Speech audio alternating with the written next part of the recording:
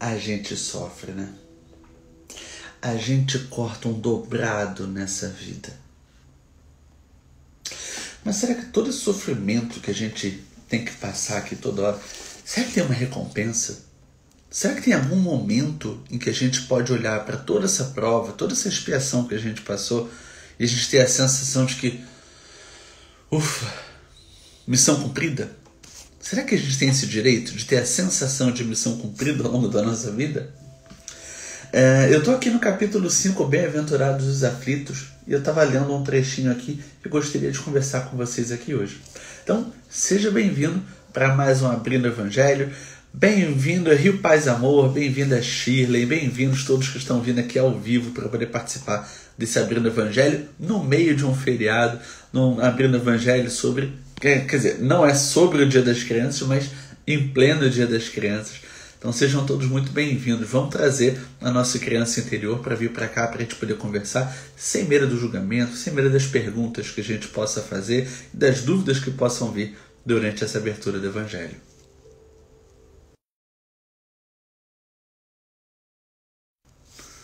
Pronto, vamos lá?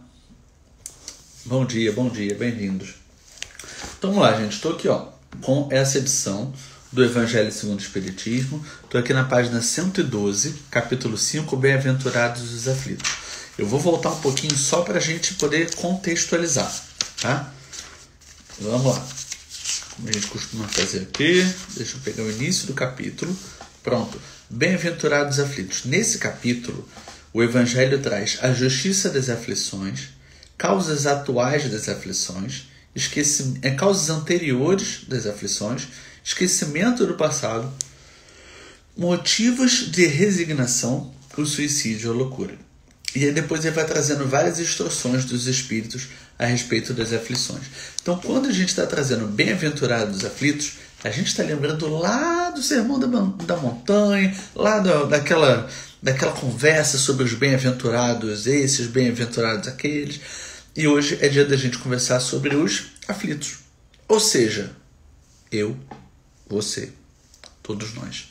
Todos nós estamos passando por algum tipo de aflição, porque se a gente não tivesse perrengue, gente, se a gente não tivesse um débito aqui que a gente tem que resolver, a gente estaria lá no mundo de luz, no espírito puro, lá com Jesus, batendo papo com o pessoal lá da elite, lá, pessoal, show de bola, lá, super alinhado. A gente tem muito caminho ainda para a gente caminhar.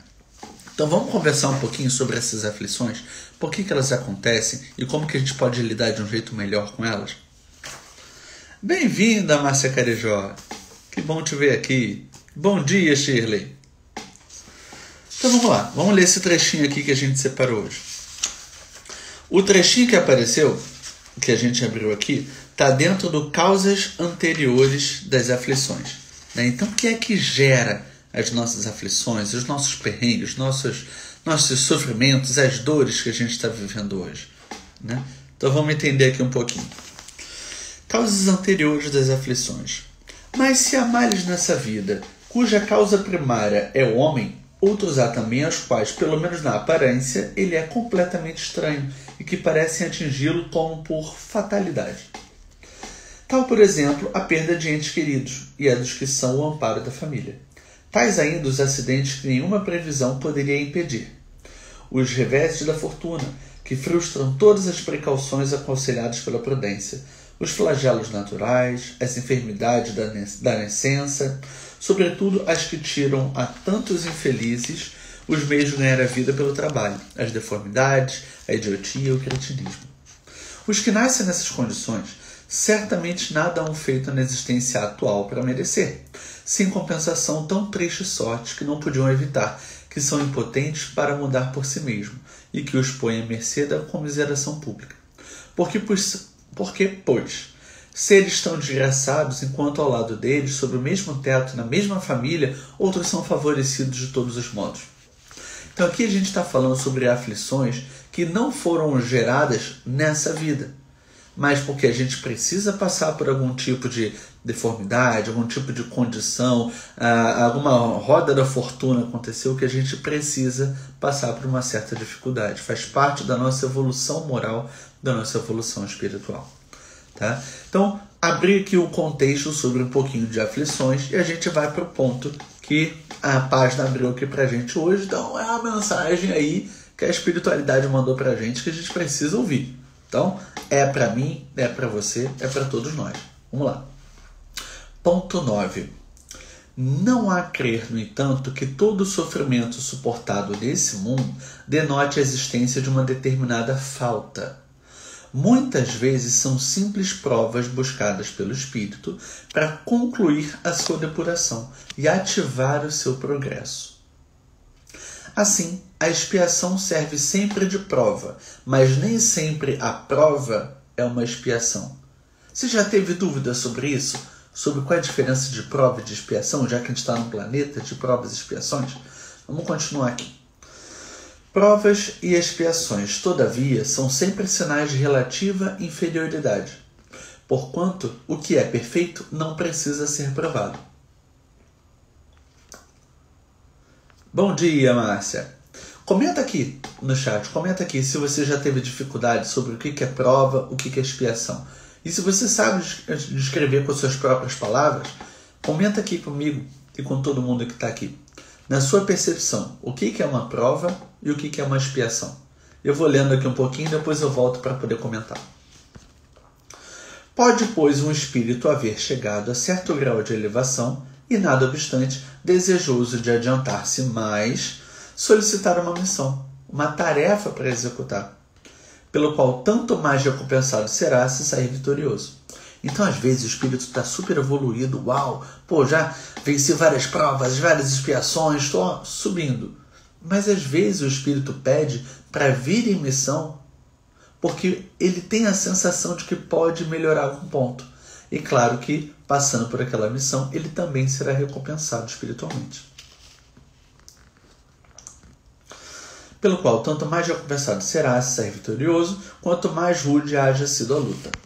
Tais são especialmente essas pessoas de instinto naturalmente bons, de alma elevada, de nobres sentimentos inatos, que parece nada de mal haverem trazido de suas precedentes existências e que sofrem com resignação toda cristã as maiores dores, somente pedindo a Deus que a possam suportar sem murmurar. Então, as pessoas que estão passando por missões são pessoas que já têm a moral elevada, mas pedem para passar por aquele sofrimento para que possam ajudar outras pessoas ao seu redor.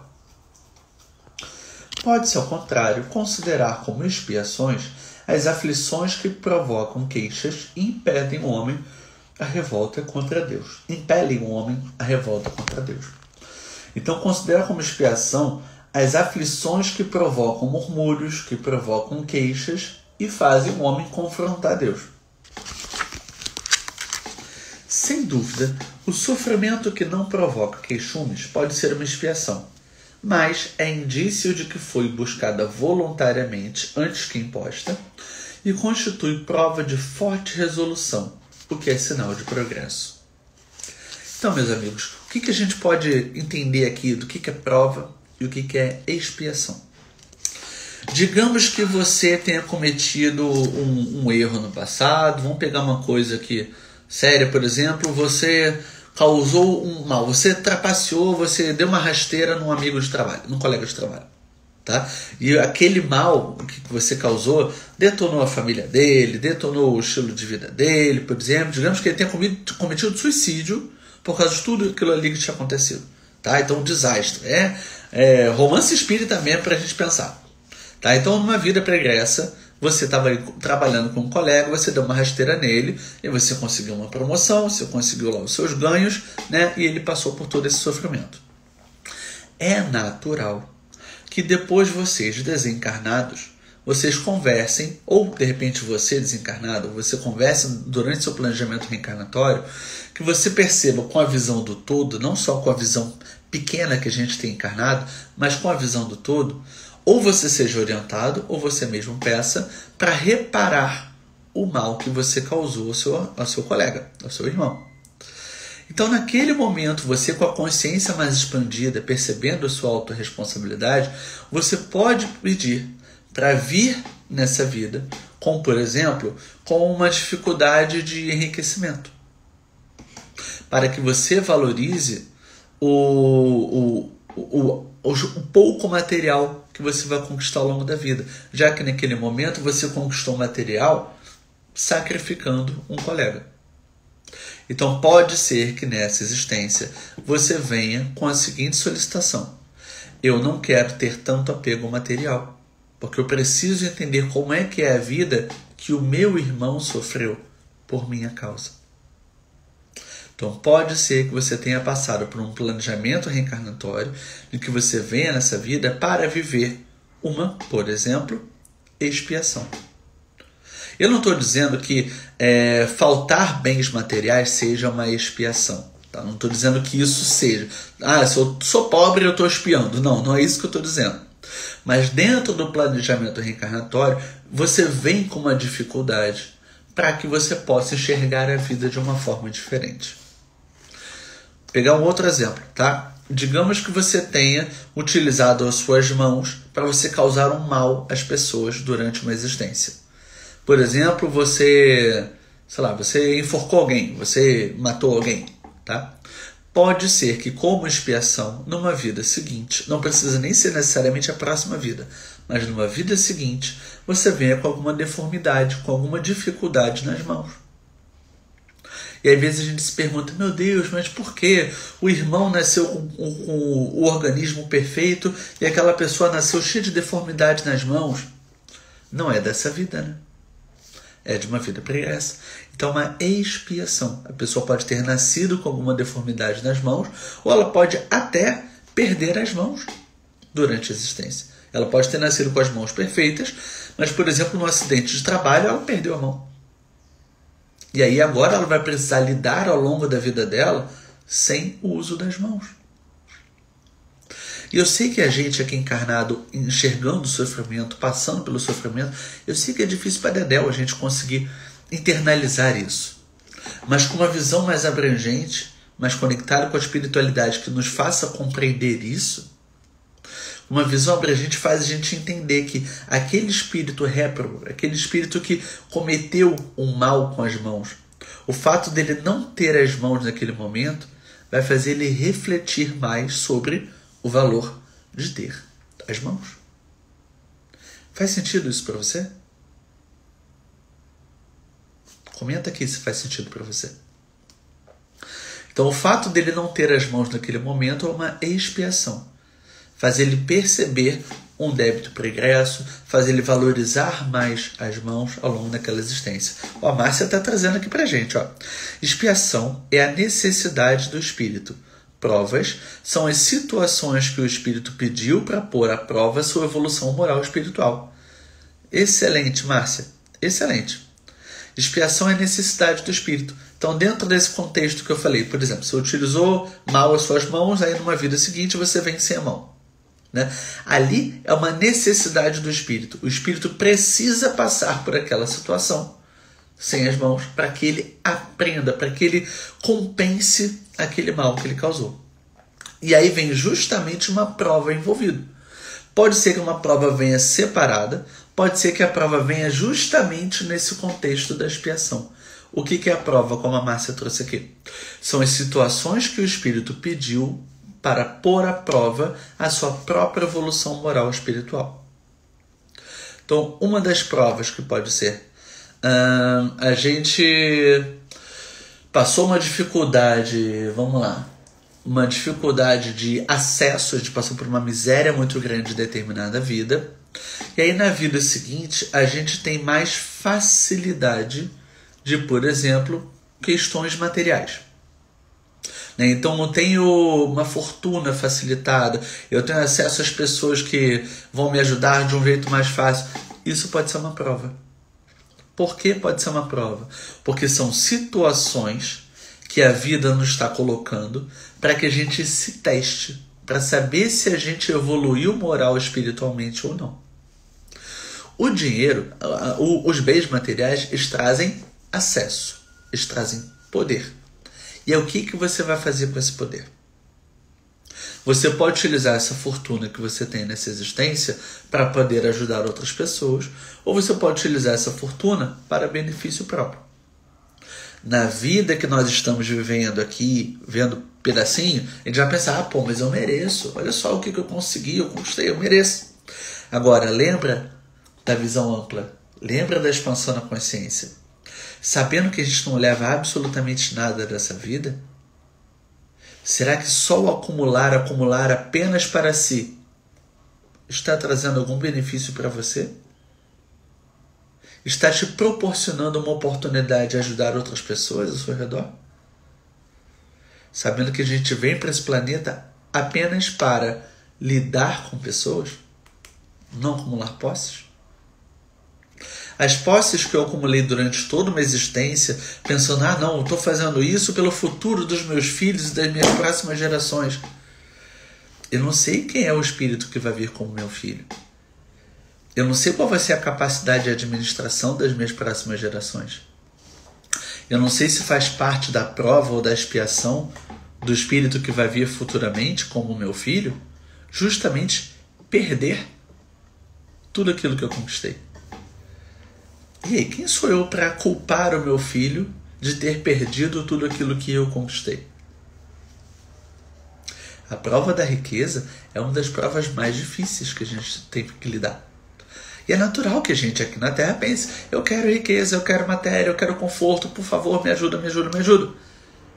Natural que a gente peça isso, mas lembra que isso também é uma prova, porque isso está testando a nossa moral e a nossa evolução espiritual. Se eu tiver acesso facilitado, se eu tiver riqueza, se eu tiver posses, o que é que eu vou fazer com isso?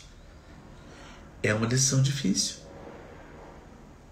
Conta pra mim, em algum momento você já parou para pensar, eu quero ajudar mais as pessoas, quero fazer mais doações, no dia que eu for rico eu vou conseguir fazer isso? Já passou pela minha cabeça. No dia que eu tiver mais posse eu vou conseguir fazer mais ainda? Mas você não precisa ter mais posses para poder ajudar alguém. Você pode doar tempo, você pode doar um abraço, você pode doar uma palavra de carinho, você pode doar um olhar, um sorriso, um cachorro quente. Tem tantas coisas que a gente pode doar. Então a gente não precisa pedir por uma prova para ver como que a gente vai lidar. A gente precisa entender que existem provas e expiações ao longo da nossa existência e que a gente precisa sair da melhor forma possível. Entender o que é aquela expiação, então passar de forma resignada durante uma expiação. E conforme a gente vai percebendo as provas da vida, a gente mostrar que a gente tem evolução moral e espiritual para poder dar conta do recado. Legal? Tá fazendo sentido? Bacana. Oi, Teacher Matilde, que bom te ver aqui. Seja bem-vinda. Que legal. Legal. Gente, esse é um trechinho aqui do capítulo 5, Bem-aventurados aflitos, tá?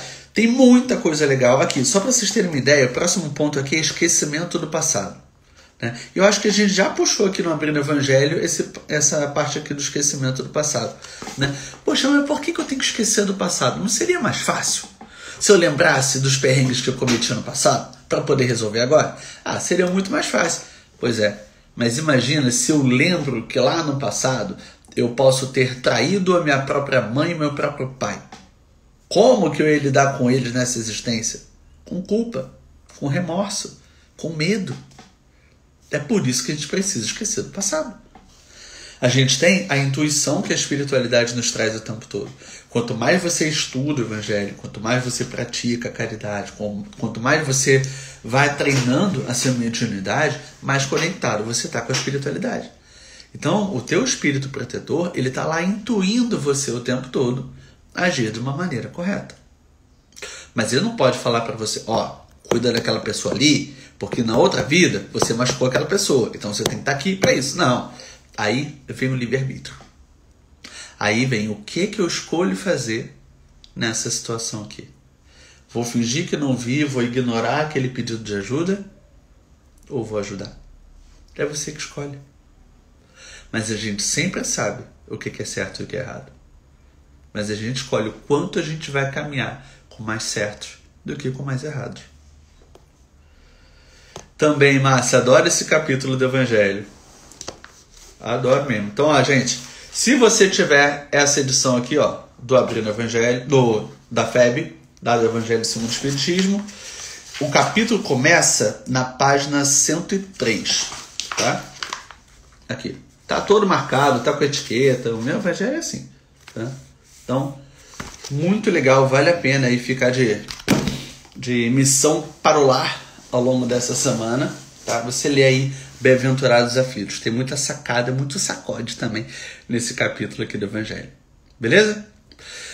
Meus amores, como a gente tem feito em todos os Abrindo Evangelhos, a gente vai pegar agora um post-it.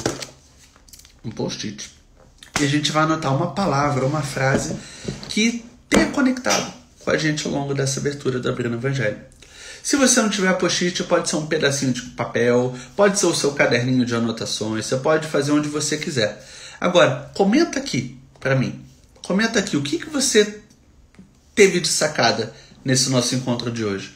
O que fez sentido para você entender sobre essa questão do sofrimento suportado, sobre o que é uma prova, o que é uma expiação. Se você pudesse contar para uma pessoa que você gosta, uma pessoa que, por exemplo, fosse espírita, que faça o Evangelho no lar, se você pudesse contar sobre o que foi o nosso assunto de hoje, o que você diria? Comenta aqui, por favor, antes da gente fechar esse nosso encontro. Comenta aqui embaixo. Qual é o aprendizado que você está levando aqui hoje? Porque aí depois a gente vai anotar isso no nosso post-it. Eu já estou com uma coleção de post-it ali no quadro.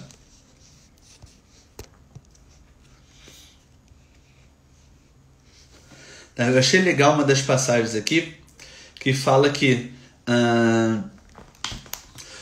nem todo sofrimento que a gente vive nessa vida vem do passado. Pode ser um sofrimento que a gente causou com as nossas próprias atitudes nessa existência. E também nem todo sofrimento é dessa existência, pode ser também um sofrimento do passado. Adianta saber isso agora? Não vai fazer diferença. O que faz diferença ao lidar com provas e expiações, seja as provas e expiações que estavam no planejamento reencarnatório ou de acordo com as decisões que a gente tomou nessa existência, é o que é que eu vou fazer com isso. Porque se eu tomo atitudes erradas aqui para piorar uma situação que eu estou passando, na próxima vida vai ser pior. Então é melhor que a gente dê um pequeno passo moral, um pequeno passo na evolução espiritual hoje, do que a gente querer ficar acumulando débito para a próxima, né, gente?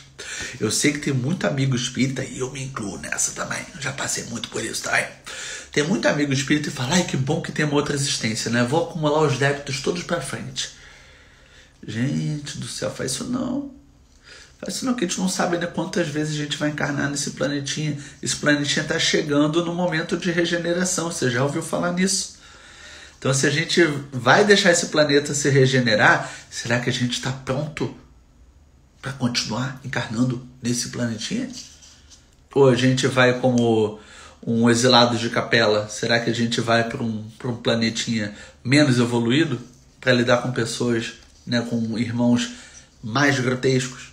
Não vou dizer que são mais grotescos. Se a gente foi para lá, a gente mereceu estar lá. Então a gente está na mesma faixa. Então a gente não está podendo ir para um planeta de regeneração. O que é que você faz com suas provas e com as suas expiações ao longo dessa existência?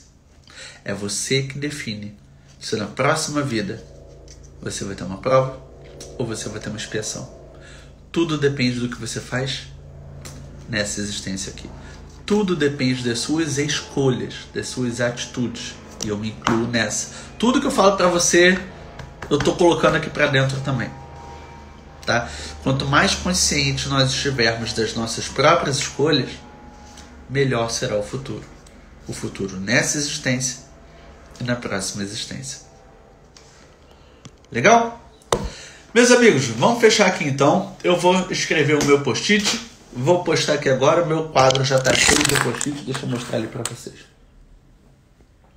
Ó, já estou cheio de post-it aqui das outras semanas. E eu quero saber aí o que você vai escrever. Tá? Você pode mandar aqui no direct, você pode postar no seu story, marca aqui o @gresg.oficial. para a gente poder se encontrar aqui e a gente continuar evoluindo juntos. Toda terça-feira, 9 horas da manhã, eu te encontro aqui. Não vem assistir reprise, não. Vem aqui 9 horas da manhã, terça-feira, que é muito mais gostoso a gente fazer essa troca. Um beijo, fiquem com Deus. Um excelente feriado. Vamos curtir o Dia das Crianças e bora ser feliz. Tchau, tchau.